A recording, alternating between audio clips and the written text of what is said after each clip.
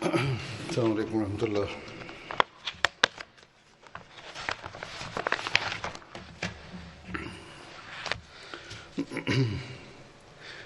أشهد أن لا إله إلا الله وحده لا شريك له وأشهد أن محمدا عبده ورسوله. أما بعد فأعوذ بالله من الشيطان الرجيم. بسم الله الرحمن الرحيم. الحمد لله رب العالمين الرحمن الرحيم مالك يوم الدين. إياك نعبد وإياك نستعين.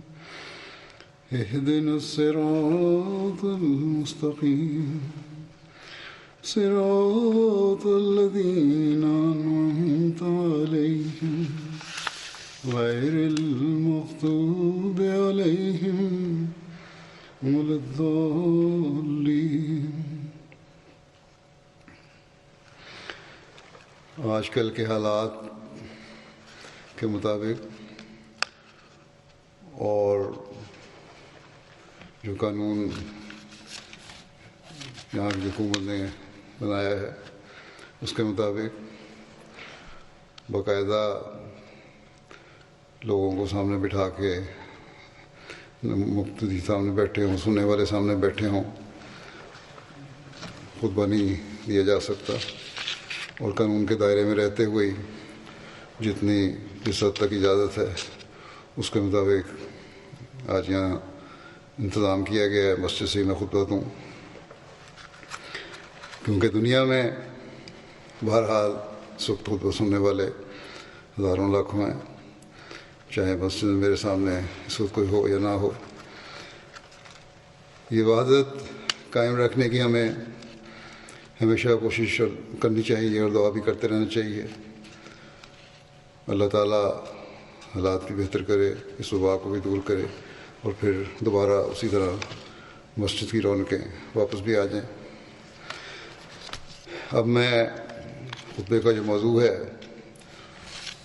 اس کو شروع کرتا ہوں. حضرت طلحہ بن عبید اللہ کا ذکر 2 جمعے پہلے کے خطبے میں بیان ہوا تھا یا ہو رہا تھا. ان کی شہادت جو جنگ جمل میں ہوئی تھی اس کے حوالے سے میں نے کہا تھا کہ آئندہ بیان کروں گا، سو آج اس بارے میں بتاؤں گا. اس میں جنگ جمل کے بارے میں اٹھنے والے سوالات، بعض سوالات ہیں ان کے بھی کچھ حد تک جواب مل جاتے ہیں. حضرت عمر نے اپنی وفات سے قبل خلافت کی بابت ایک کمیٹی تشکیل دی تھی.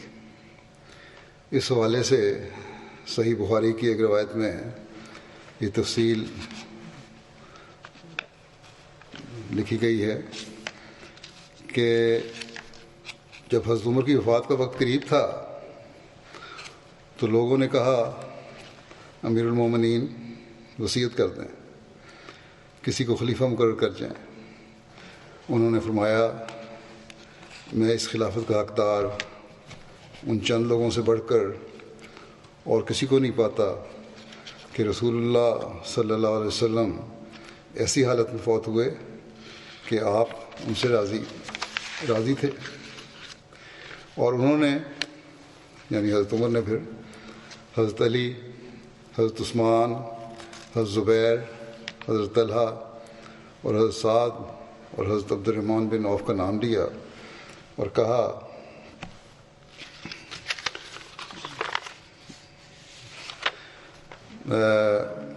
کہ عبداللہ بن عمر تمہارے ساتھ شریک رہے گا اور اس خلافت میں اس کا کوئی حق نہیں ہے.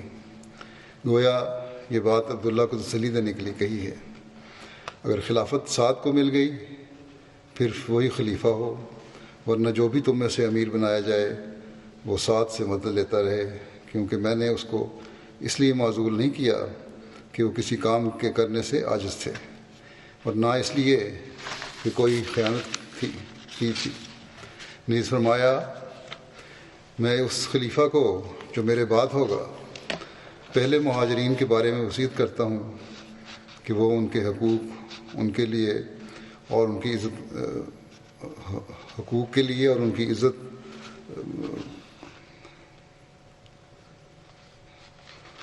وہ ان کے حقوق ان کے لیے ان کے ادا کریں اور ان کی عزت کا خیال رکھیں، اور میں انصار کے متعلق بھی عمدہ سلوک کرنے کی وصیت کرتا ہوں کہ انہوں نے مہاجرین سے پہلے اپنے گھروں میں ایمان کو جگہ دی۔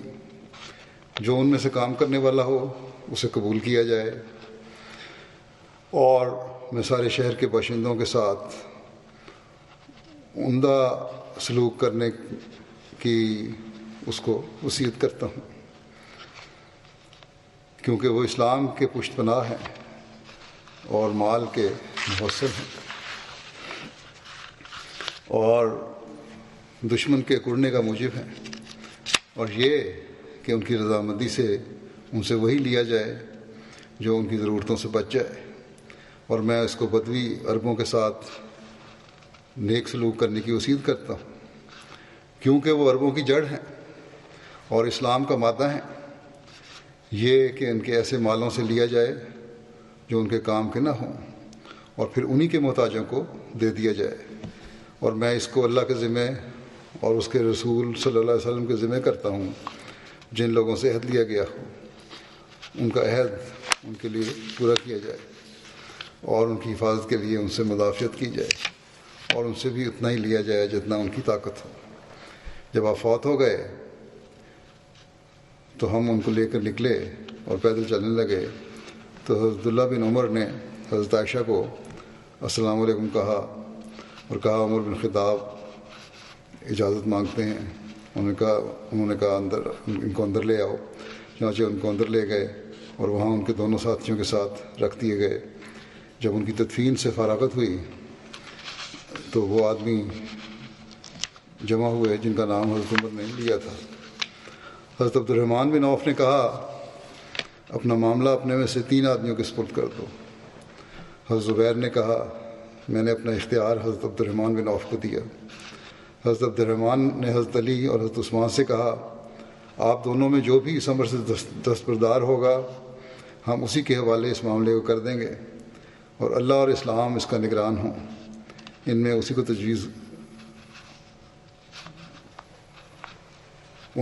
کو تجویز کرے گا جو اس کے نزدیک افضل ہے، یعنی اللہ تعالیٰ کے نزدیک افضل ہے۔ اس بات میں دونوں بزرگوں کو خاموش کر دیا، یعنی کہ انہوں نے کوئی جواب نہیں دیا۔ پھر حضرت عبد الرحمن نے کہا، کیا آپ اس معاملہ کو میرے سپرد کرتے ہیں؟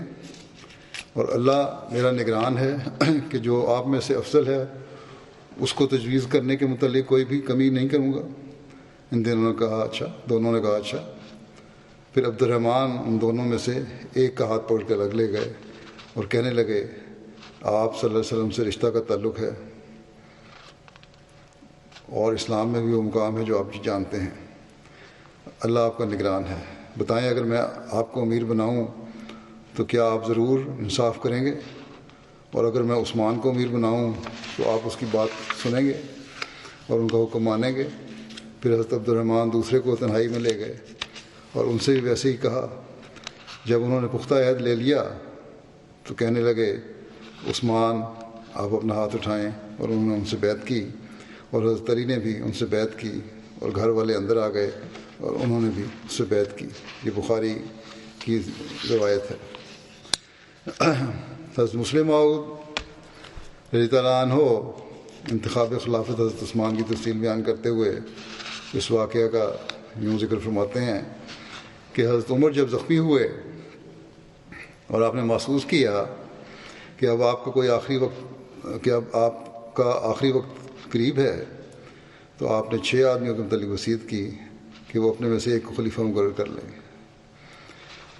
وہ 6 آدمی یہ تھے، حضرت عثمان، حضرت علی، حضرت عبد الرحمن بن عوف، حضرت سعد بن وقاص، حضرت زبیر اور حضرت طلحہ۔ اس کے ساتھ ہی حضرت عبداللہ بن عمر کو بھی آپ نے اس مشورے میں شامل کرنے کے لیے مقرر فرمایا، مگر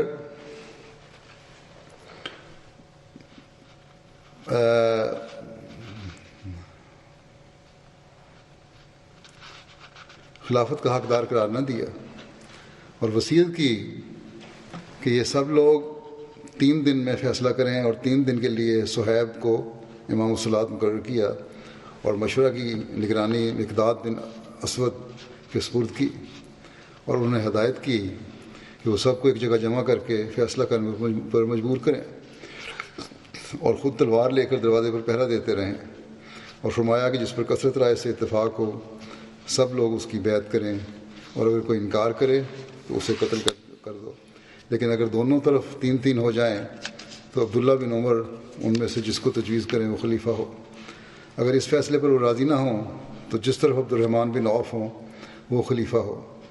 آخر پانچوں اصحاب نے مشورہ کیا، کیونکہ طلحہ اس وقت مدینہ میں نہ تھے، مگر کوئی نتیجہ برآمد نہ ہوا۔ بہت لمبی بحث کے بعد حضرت عبد الرحمن بن عوف نے کہا کہ اچھا، جو شخص اپنا نام واپس لینا چاہتا ہے وہ بولے۔ جب سب خاموش رہے تو حضرت عبد الرحمن بن عوف نے کہا کہ سب سے پہلے میں اپنا نام واپس لیتا ہوں۔ پھر حضرت عثمان نے کہا، پھر باقی 2 نے۔ حضرت علی خاموش رہے۔ آخر انہوں نے حضرت عبد الرحمن بن عوف سے عہد لیا کہ وہ فیصلہ کرنے میں کوئی رعایت نہیں کریں گے، یعنی حضرت عبد الرحمن بن عوف کوئی رعایت نہیں کریں گے فیصلے میں۔ انہوں نے عہد کیا اور سب کام حضرت عبد الرحمن بن عوف کے سپرد ہو گیا۔ حضرت عبد الرحمن بن عوف 3 دن مدینہ کے گھر گھر گئے اور مردوں اور عورتوں سے پوچھا کہ ان کی رائے کس شخص کی خلافت کے حق میں ہے۔ سب نے یہی کہا کہ انہیں حضرت عثمان کی خلافت منظور ہے۔ چنانچہ انہوں نے حضرت عثمان کے حق میں اپنا فیصلہ دے دیا اور وہ خلیفہ ہو گئے۔ یہ مسلم موعود کا بیان ہے تاریخوں کے حوالے سے۔ فتح الباری شرح صحیح بخاری میں لکھا ہے کہ حضرت طلحہ حضرت عمر کی وصیت کے وقت حاضر نہ تھے۔ یہ ممکن ہے کہ وہ اس وقت حاضر ہوئے جب حضرت عمر کی وفات ہو چکی تھی۔ یہ بھی کہا جاتا ہے کہ اس وقت حاضر ہوئے جب مشاورت ختم ہو گئی تھی۔ ایک روایت کے مطابق جسے زیادہ درست قرار دیا گیا ہے وہ حضرت عثمان کی بیعت کے بعد حاضر ہوئے تھے۔ بہرحال حضرت عثمان خلیفہ منتخب ہوئے اور پھر یہ نظام معمول پر آنے لگا۔ جب حضرت عثمان شہید ہوئے تو تمام لوگ حضرت علی کی طرف دوڑتے ہوئے آئے، جن میں صحابہ اور اس کے علاوہ تابعین بھی شامل تھے۔ وہ سب یہی کہہ رہے تھے کہ علی امیر المومنین ہیں، یہاں تک کہ وہ آپ کے گھر حاضر ہو گئے۔ پھر انہوں نے کہا کہ ہم آپ کی بیعت کرتے ہیں، بس آپ اپنا ہاتھ بڑھائیے، کیونکہ آپ اس کے سب سے زیادہ حقدار ہیں۔ اس پر حضرت علی نے فرمایا، یہ تمہارا کام نہیں ہے، بلکہ یہ اصحاب بدر کا کام ہے۔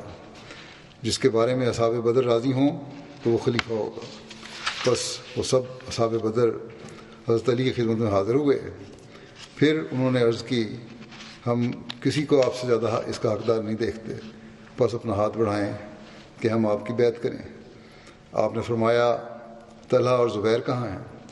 سب سے پہلے آپ کی زبانی بیعت حضرت طلحہ نے کی اور دستی بیعت حضرت سعد نے کی۔ جب حضرت علی نے یہ دیکھا تو وہ مسجد گئے اور ممبر پر چڑھے۔ سب سے پہلا شخص جو آپ کے پاس اوپر آیا اور انہوں نے بیعت کی وہ حضرت طلحہ تھے۔ اس کے بعد حضرت زبیر اور باقی اصحاب نے حضرت علی کی بیعت کی۔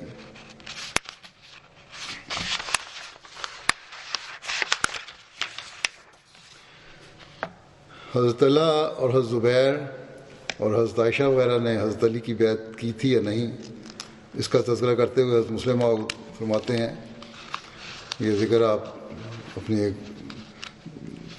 خواجہ ایک تقریر میں دے رہے ہیں کہ یا جہاں یہ ذکر ہے جہاں خواجہ کمال الدین صاحب کے بعض اعتراضوں کے جواب میں آپ نے یہ ذکر فرمایا، اور یہ ذکر انتہائی ضروری ہے بیان کرنا، اس لیے میں بیان کر رہا ہوں۔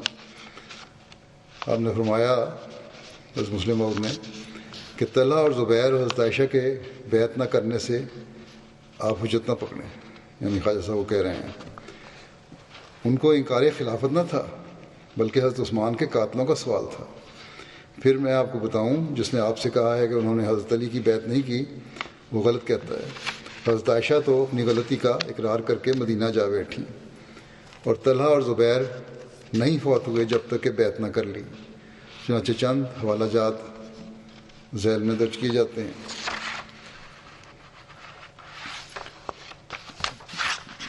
خصائص کبریٰ کا جلد ثانی کا حوالہ ہے۔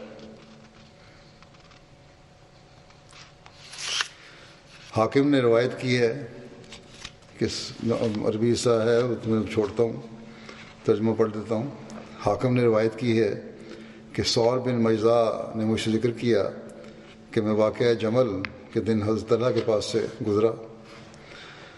اس وقت ان کی نزع کی حالت قریب تھی۔ مجھ سے پوچھنے لگے کہ تم کون سے گروہ میں سے ہو؟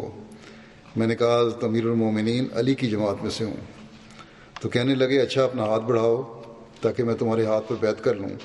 چنانچہ انہوں نے میرے ہاتھ پر بیعت کی اور پھر جان بحق تسلیم کر گئے۔ میں نے آ کر حضرت علی سے تمام واقعہ عرض کر دیا۔ آپ سن کر کہنے لگے اللہ اکبر، خدا کے رسول کی بات کیا سچی ثابت ہوئی۔ اللہ تعالیٰ نے یہی چاہا کہ طلحہ میری بیعت کے بغیر جنت میں نہ جائے۔ آپ عشرہ مبشرہ میں سے تھے۔ حضرت عائشہ کے پاس ایک دفعہ واقعہ جمل مذکور ہوا، ذکر ہوا، تو کہنے لگیں کیا لوگ واقعہ جمل کا ذکر کرتے ہیں؟ کسی ایک نے کہا جی اسی کا ذکر ہے۔ کہنے لگیں کہ کاش جس طرح اور لوگ اس روز بیٹھے رہے میں بھی بیٹھی رہتی۔ اس بات کی تمنا مجھے اس سے بھی کہیں بڑھ کر ہے کہ میں حضرت صلی اللہ علیہ وسلم سے 10 بچے جنتی، جن میں سے ہر بچہ عبد الرحمن بن حارث بن ہشام جیسا ہوتا۔ پھر اگلا بات جو ہے وہ یہ ہے، اور طلحہ اور زبیر عشرہ مبشرہ میں سے بھی ہیں جن کی بابت حضرت صلی اللہ علیہ وسلم نے جنت کی بشارت دی ہوئی ہے، اور حضرت صلی اللہ علیہ وسلم کی بشارت کا سچا ہونا یقینی ہے۔ پھر یہی نہیں، انہوں نے خروج سے رجوع اور توبہ کر لی تھی۔ یہ بھی حوالہ مسلم نے دیا۔ حضرت عثمان کی شہادت، حضرت علی کی بیعت اور جنگ جمل کا تذکرہ بیان کرتے ہوئے حضرت مسلم فرماتے ہیں کہ قاتلوں کے گروہ مختلف جہات میں پھیل گئے تھے اور اپنے آپ کو الزام سے بچانے کے لیے دوسروں پر الزام لگاتے تھے۔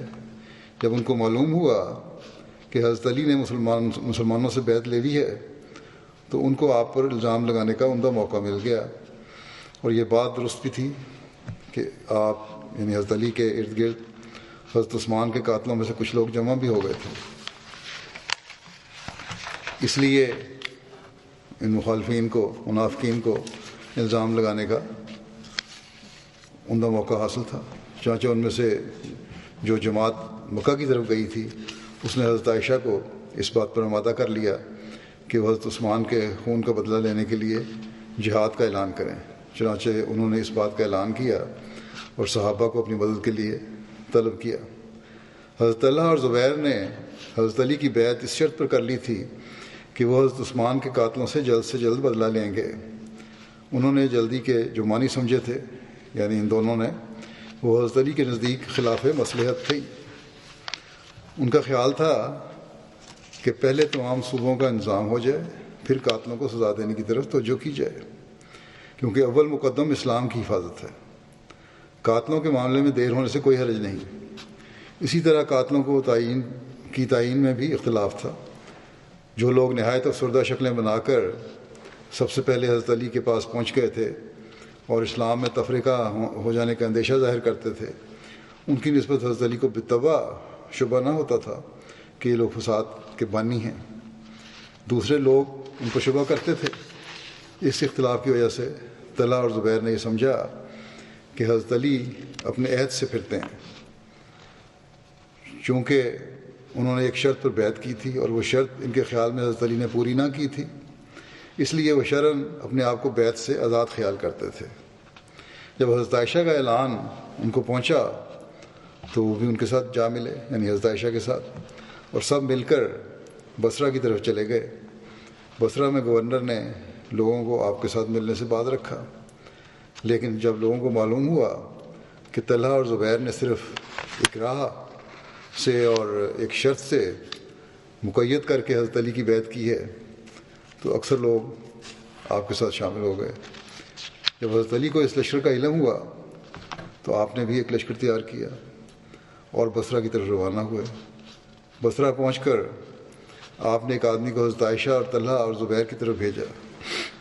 وہ آدمی پہلے حضرت عائشہ کی حضور میں حاضر ہوا اور دریافت کیا کہ آپ کا ارادہ کیا ہے۔ انہوں نے جواب دیا کہ ہمارا ارادہ صرف اصلاح ہے۔ اس کے بعد اس شخص نے طلحہ اور زبیر کو بھی بلوایا اور ان سے پوچھا کہ آپ بھی اسی لیے جنگ پر آمادہ ہوئے ہیں؟ انہوں نے کہا کہ ہاں، جو وجہ بتائی تھی۔ اس شخص نے جواب دیا کہ اگر آپ کا منشا اصلاح ہے تو اس کا یہ طریق نہیں جو آپ نے اختیار کیا ہے، اس کا نتیجہ تو فساد ہے۔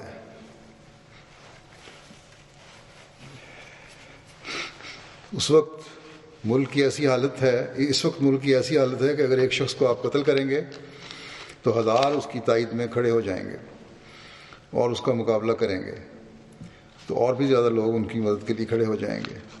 بس اصلاح یہ ہے کہ پہلے ملک کو اتحاد کی رسی میں باندھا جائے، پھر شریروں کو سزا دی جائے، ورنہ اس بدامنی میں کسی کو سزا دینا ملک میں اور فتنہ ڈلوانا ہے۔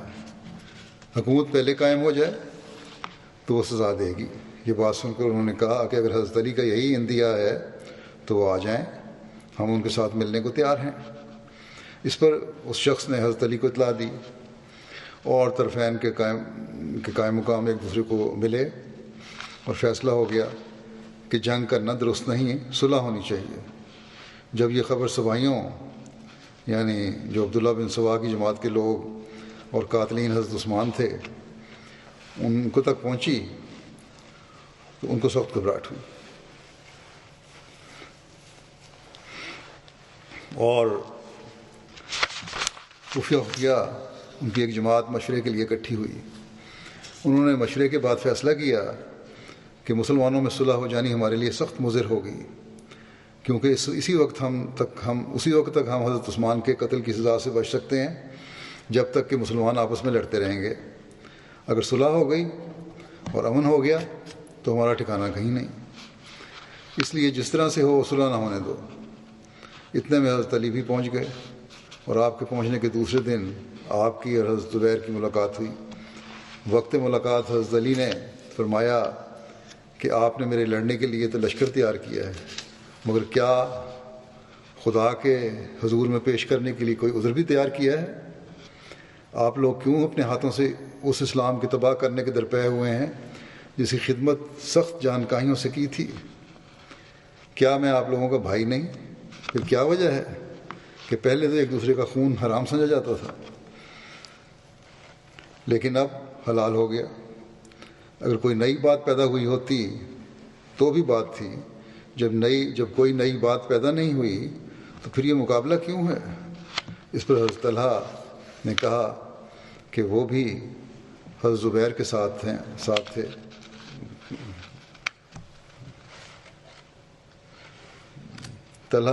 اس پر حضرت طلحہ نے کہا جو حضرت زبیر کے ساتھ تھے کہ آپ نے حضرت عثمان کے قتل پر لوگوں کو اکسایا ہے۔ حضرت علی نے فرمایا کہ میں حضرت عثمان کے قتل میں شریک ہونے والوں پر لعنت کرتا ہوں۔ پھر حضرت علی نے حضرت زبیر سے کہا کیا تم کو یاد نہیں کہ رسول کریم صلی اللہ علیہ وسلم نے فرمایا تھا کہ خدا کی قسم تو علی سے جنگ کرے گا اور تو ظالم ہوگا۔ یہ سن کر حضرت زبیر اپنے لشکر کی طرف واپس لوٹے اور قسم کھائی کہ وہ حضرت علی سے ہرگز جنگ نہیں کریں گے، اور اقرار کیا کہ انہوں نے اجتہاد میں غلطی کی۔ جب یہ خبر لشکر میں پھیلی تو سب کو اطمینان ہو گیا کہ اب جنگ نہ ہوگی بلکہ صلح ہو جائے گی، لیکن مفسدوں کو سخت گھبراہٹ ہونے لگی، اور جب رات ہوئی تو انہوں نے صلح کو روکنے کے لیے تدبیر کی کہ ان میں سے جو حضرت علی کے ساتھ تھے انہوں نے حضرت عائشہ اور حضرت طلحہ اور زبیر کے لشکر پر رات کے وقت شب خون مار دیا، اور جو ان کے لشکر میں تھے انہوں نے حضرت علی کے لشکر پر شب خون مار دیا۔ جس کا نتیجہ یہ ہوا کہ ایک شور برپا ہو گیا اور ہر فریق نے خیال کیا کہ دوسرے فریق نے اس سے دھوکہ کیا، حالانکہ اصل میں یہ صرف سوائیوں کا ایک منصوبہ تھا۔ جب جنگ شروع ہو گئی تو حضرت علی نے آواز دی کہ کوئی شخص حضرت عائشہ کو اطلاع دے، شاید ان کے ذریعے سے اللہ تعالیٰ اس فتنے کو دور کر دے۔ چنانچہ حضرت عائشہ کا اونٹ آگے کیا گیا، لیکن نتیجہ اور بھی خطرناک نکلا۔ مفسدوں نے یہ دیکھ کر کہ ہماری تدبیر پھر الٹی پڑنے لگی ہے، حضرت عائشہ کے اونٹ پر تیر مارنے شروع کیے۔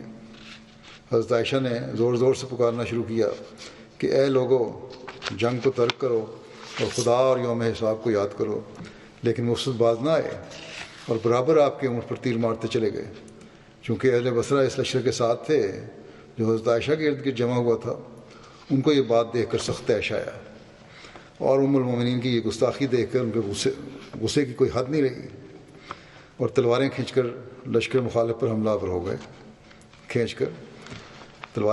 لشکر مخالف پر حملہ آور ہو گئے۔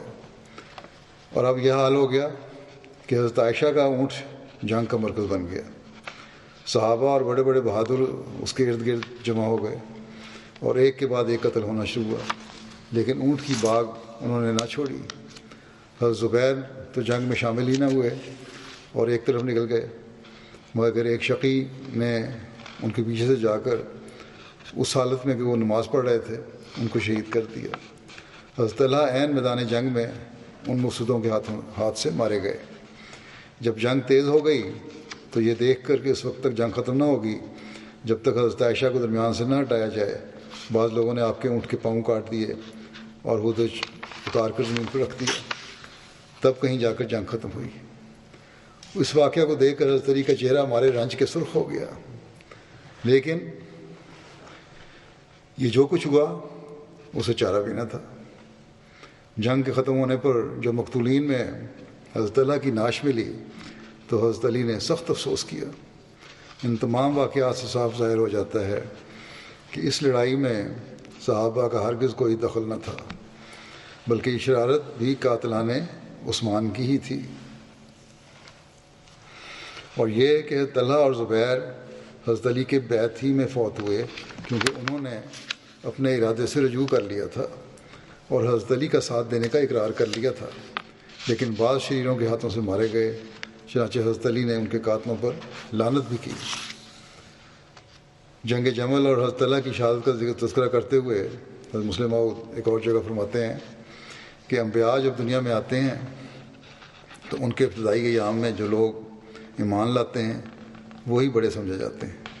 ہر مسلمان جانتا ہے کہ رسول کریم صلی اللہ علیہ وسلم کے بعد حضرت ابوبکر، حضرت عمر، حضرت عثمان، حضرت علی، حضرت طلحہ، حضرت زبیر، حضرت عبد الرحمن بن عوف، حضرت سعد اور حضرت سعید وہ لوگ تھے جو بڑے سمجھے جاتے تھے، مگر ان کے بڑے سمجھے جانے کی وجہ یہ نہیں تھی کہ ان کو آرام زیادہ میسر آتا تھا، بلکہ ان کے بڑے سمجھے جانے کی وجہ یہ تھی کہ دین کی خاطر انہوں نے دوسروں سے زیادہ تکلیفیں برداشت کی تھیں۔ حضرت طلحہ رسول کریم صلی اللہ علیہ وسلم کے بعد بھی زندہ رہے، اور جب حضرت عثمان کی شہادت کے بعد مسلمانوں میں اختلاف پیدا ہوا اور ایک گروہ نے کہا کہ حضرت عثمان کے مارنے والوں سے ہمیں بدلہ لینا چاہیے، تو اس گروہ کے لیڈر حضرت طلحہ، حضرت زبیر اور حضرت عائشہ تھے۔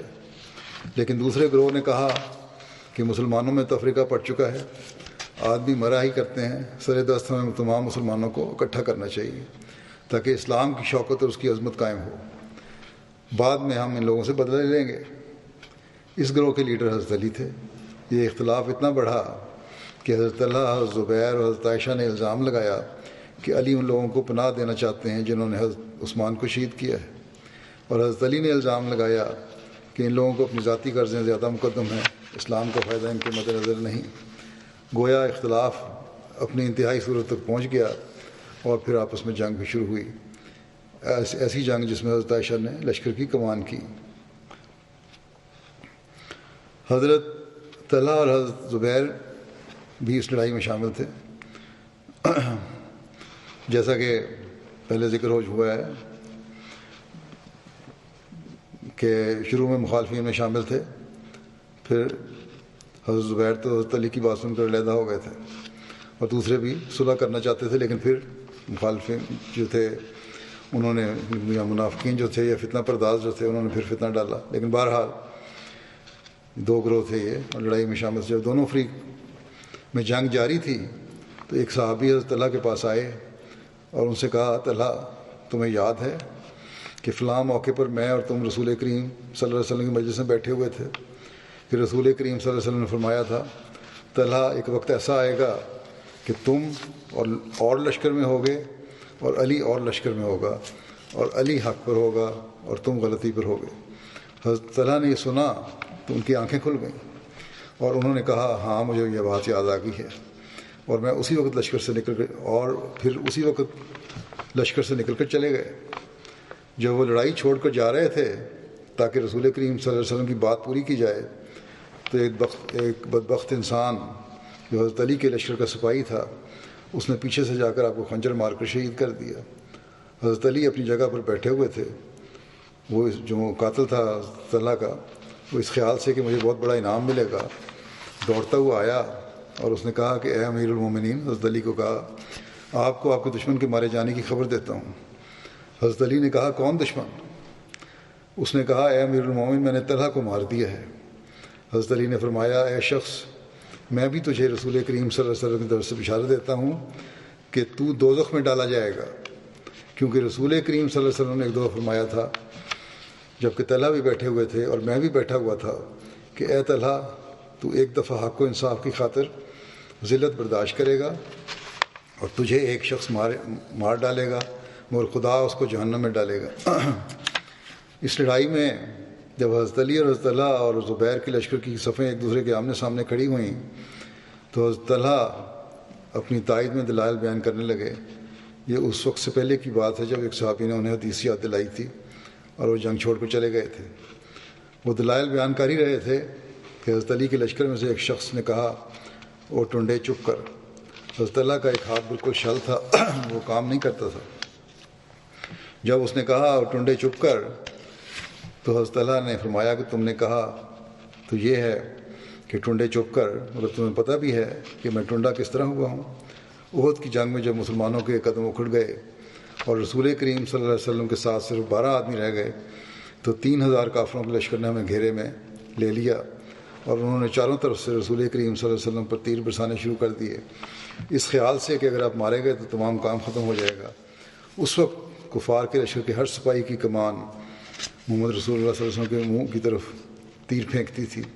تب میں نے اپنا ہاتھ رسول کریم صلی اللہ علیہ وسلم کے منہ کے آگے کر دیا اور کفار کے لشکر کے سارے تیر میرے اس ہاتھ پر پڑتے رہے یہاں تک کہ میرا ہاتھ بالکل بیکار ہو کر ٹنڈا ہو گیا. مگر میں نے رسول کریم صلی اللہ علیہ وسلم کے منہ کے آگے سے اپنا ہاتھ نہیں ہٹایا.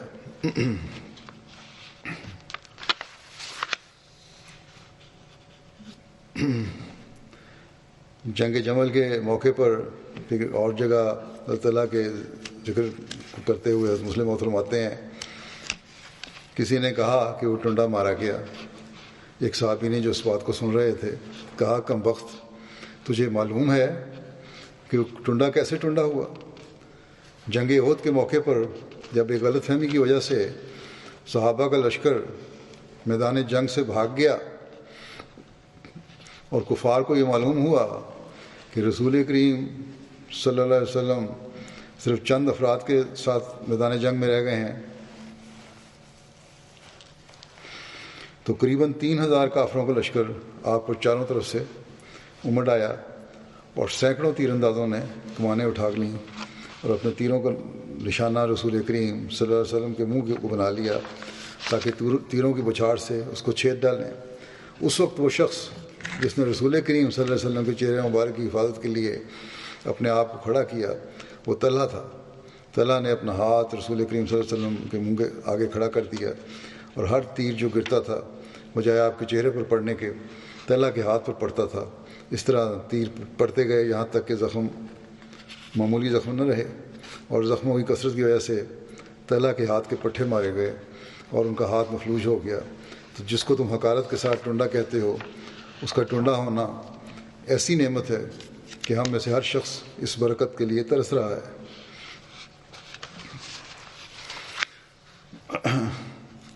ربی بن حراش سے مروی ہے کہ میں حضرت علی کے پاس بیٹھا ہوا تھا کہ عمران بن طلحہ آئے، انہوں نے حضرت علی کو سلام کیا. حضرت علی نے ان کو کہا مرحبا عمران بن طلحہ، مرحبا. عمران بن طلحہ نے کہا اے امیر المومنین، آپ مجھے مرحبا کہتے ہیں حالانکہ آپ نے میرے والد کو قتل کیا اور میرا مال لے لیا. حضرت علی نے کہا تمہارا مال تو بیت المال میں الگ پڑا ہوا ہے، صبح کو اپنا مال لے جانا. ایک روایت میں ہے کہ آپ نے فرمایا میں نے اسے اپنے تصرف میں اس لیے لے لیا تھا کہ لوگ اسے اچک نہ لے نہ جائیں کہیں. اور جہاں تک تمہارا یہ کہنا ہے کہ میں نے تمہارے والد کو قتل کر دیا، تو میں امید کرتا ہوں کہ میں اور تمہارے والد ان لوگوں میں سے ہوں گے جن کے متعلق اللہ تعالیٰ نے فرمایا ہے کہ وَنَزَعْنَا مَا فِي صُدُورِهِم مِّن غِلٍّ إِخْوَانًا عَلَىٰ سُرُرٍ مُتَقَابِلِينَ. اور ہم ان کے دلوں سے جو بھی کینے ہیں نکال باہر کریں گے، بھائی بھائی بنتے ہوئے تختوں پر آمنے سامنے بیٹھے ہوں گے.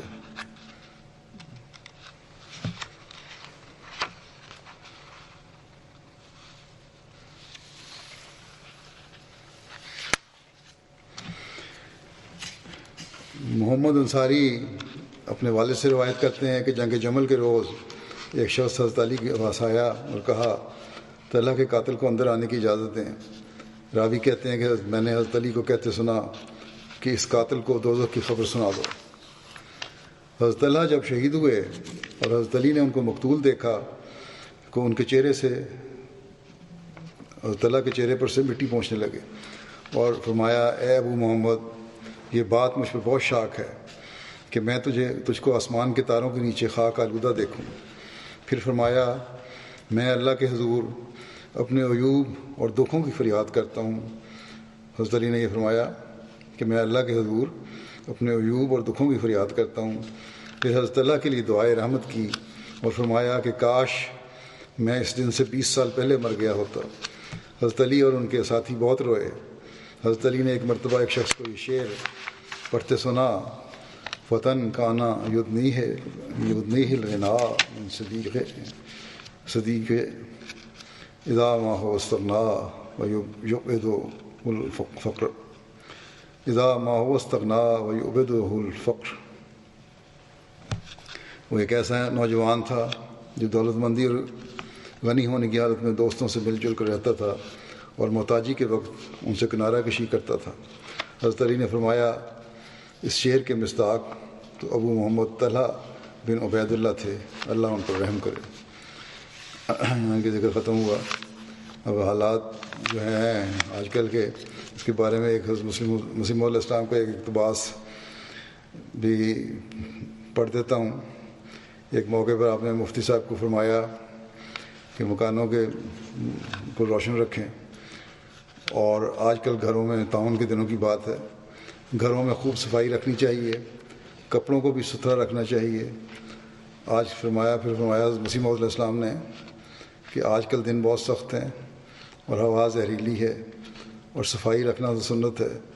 قرآن شریف میں بھی لکھا ہے وَثِيَابَكَ فَطَہِّرْ وَالرُّجْزَ فَاہْجُرْ.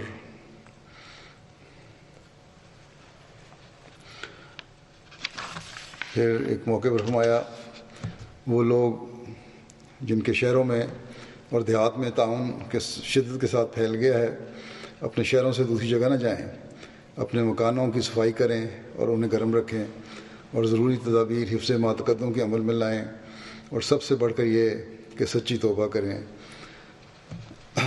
پاک تبدیلی کر کے خدا تعالیٰ سے صلح کریں، راتوں کو اٹھ کر تہجد میں دعائیں مانگیں. پھر آپ نے فرمایا کہ اپنی حالت کی سچی تبدیلی ہی خدا کے اس عذاب سے بچا سکے گی. وَلَنِعْمَ مَا قِيلَ.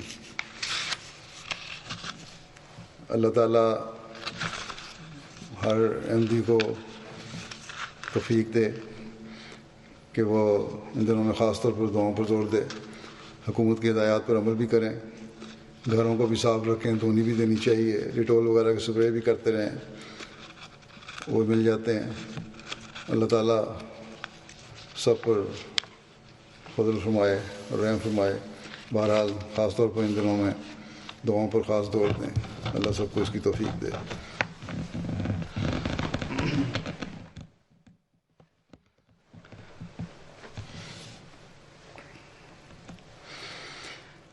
الحمد لله نحمده ونستعينه ونستغفره ونؤمن به ونتوكل عليه ونعوذ بالله من شرور أنفسنا ومن سيئات أعمالنا من يهده الله فلا مضل له ومن يضلل فلا هادي له ونشهد أن لا إله إلا الله ونشهد أن محمدا عبده ورسوله عباد الله رحمكم الله إن الله يأمر بالعدل والإحسان وإيتاء ذي القربى وينهى عن الفحشاء والمنكر والبغي يعظكم لعلكم تذكرون اذكروا الله يذكركم وادعوه يستجب لكم ولذكر الله أكبر